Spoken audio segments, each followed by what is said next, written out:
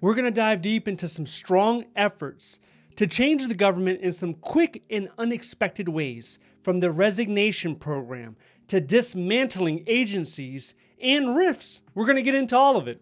The most recent action was an executive order that requires government agencies to plan for downsizing the federal workforce.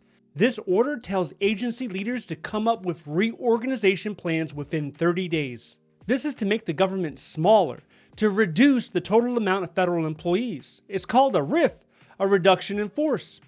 Now, under this directive, agencies are only supposed to hire one new person for every 4 federal employees that leave.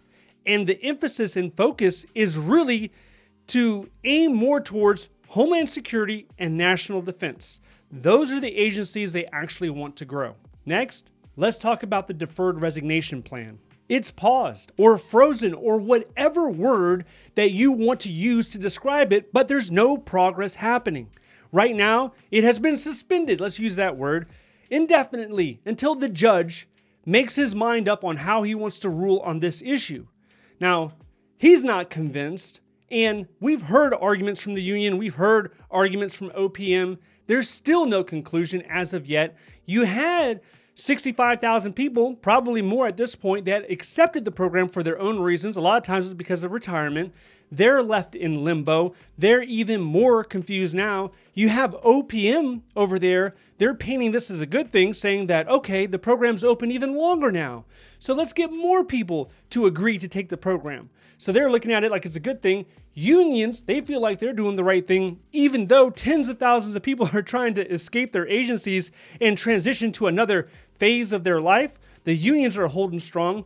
And if this doesn't go through, what's most likely to occur is at some point OPM is going to authorize doing early retirements and the voluntary separation incentive program. So according to the latest numbers, we're looking at around 3% of the entire federal workforce has accepted the offer. You know, I talked to some supervisors today that were expressing concern because they have some of their employees that have already left the reservation, so to speak. They're already gone. They don't even think they have to work anymore. And the supervisor is being told by the chief human resource office, by their supervisor even, that, wait a minute, they're supposed to report to work. Everything is still supposed to happen like it has been happening. There's no green light on an individual just to leave, shut their computer down, maybe try to turn their computer in and just leave the agency. OPM and federal agencies, they do not have that authority yet. You are not being placed on administrative leave, so you have to go back into the office. You have to do your daily duty task unless you just submit your resignation and you leave with nothing. That's always an option. Okay, next, DOGE gained access to U.S. Treasury's payment system. But not without controversy, obviously. This has sparked lawsuits talking about privacy concerns, political manipulation. There's a lot of legal battles that are going to have to unfold because of this. It was just last week DOGE was granted read-only access to the systems managing national payments. A federal judge temporarily blocked this access, and they also issued out a restraining order. This is what it says. It doesn't allow anyone access from outside of the Treasury Department, and people that have the information, they must immediately destroy any and all copies of material downloaded from the Treasury Department's records and systems. But let me ask you, do you really think they're going to go back and delete the files they already have? Probably not. Now, with DOGE and the Elon Musk effort, two big groups, right? You got one group cheering him on, saying he's the best thing ever. Keep going, Elon. Do more. Destroy more. And then the other side is, what are you doing? This isn't legal. Where is Congress? Shouldn't Congress be involved? Stop him at all costs. The question becomes, is this about efficiency or control? And the debate rages on. The Treasury was just the first stop. After that, it was U.S. aid. But, of course, the courts intervened again. U.S. aid was ordered to shut down with employees placed on leave. Legal action has paused the shutdown, questioning the executive authority to shut down independent agencies. Let's shift to another agency in the crosshairs, the Consumer Financial Protection Bureau, where Elon Musk has declared RIP on February 7th. That tweet alone had close to 50 million views. But is the CFPB actually dead?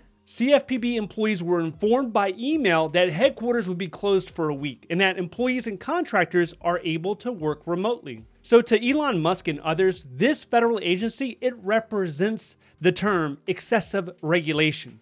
A lot of his companies were probably impacted by the CFPB, and that's why he has a focus towards that agency.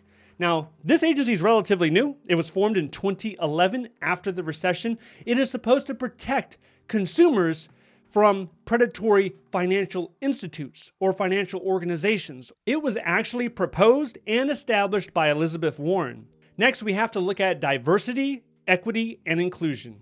These initiatives are being cut all across the federal government, and DEI is not a new term.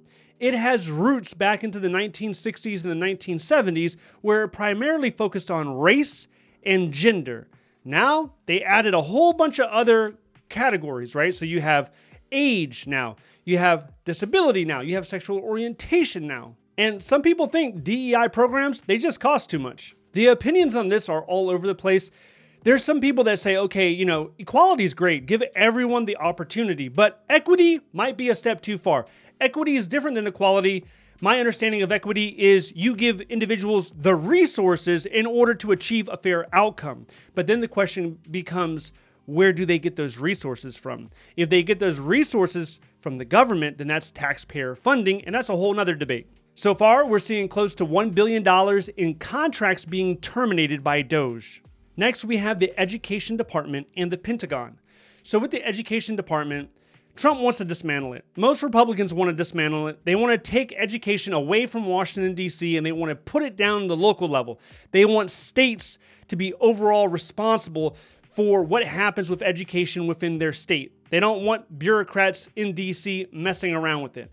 Now, with the Pentagon, a lot of people are worried at the Pentagon. I don't think it's going to be that drastic when it comes to cuts.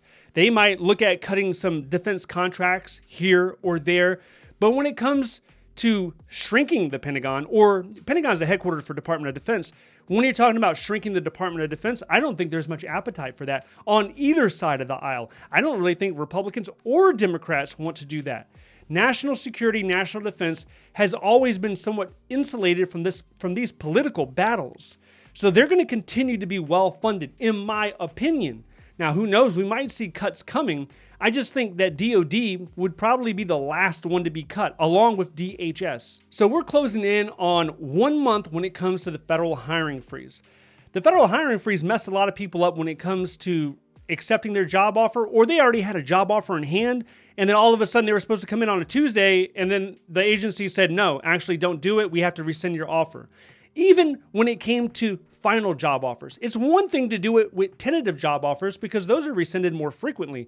But a final job offer, some people had already jumped on the plane or the train or the bus, or they were making the drive to their next work duty station. And then midway there, or once they arrived, they were told there is no job here. So the freeze really messed people up. But what's important to understand, if you happen to be a job seeker, I looked this morning, there were 6,000 open jobs to the public. If you look at federal government employees, if you're already a government employee, there's more than that. But if you're a U.S. citizen, or if you're on the outside looking in, there's over 6,000 jobs in a lot of different agencies. It's not just the Department of Defense, even though that is one of them. If you're interested on how to find these jobs that match your experience, I want you to check this video out next. If you need a federal resume example, check out the links down below. Thank you so much for watching. I'll see you in the next one.